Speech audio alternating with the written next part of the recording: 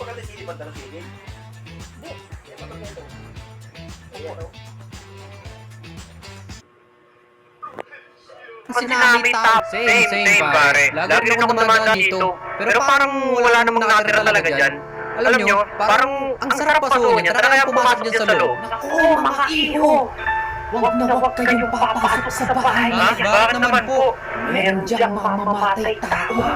Talaga po. Maraming anak niya ang minasakit. Ay grabe. Pagkatapos ay kinatay ang katawan nito. Takot grabe. Itong kinain ng hilaw. Huwag kayong papasok dyan. Huwag kayong papasok dyan. Huwag kayong papasok dyan.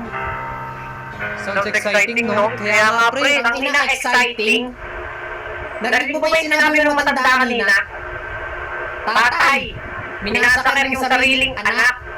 Kinain ng hilaw. Exciting. Papasok pa kayo sa loob. Oo naman, bakit hindi? Puta, sigurado ka? Ano ka ba pre? Ay yung matandang yun, may pahid yun. Tako na, bahala kayo. Tayo na pamak talaga. Hello? Gago pa nakakatakot. Somebody out there? Hello? Tangina na naman ito, hilong ng hello eh. Huwag kang maingay.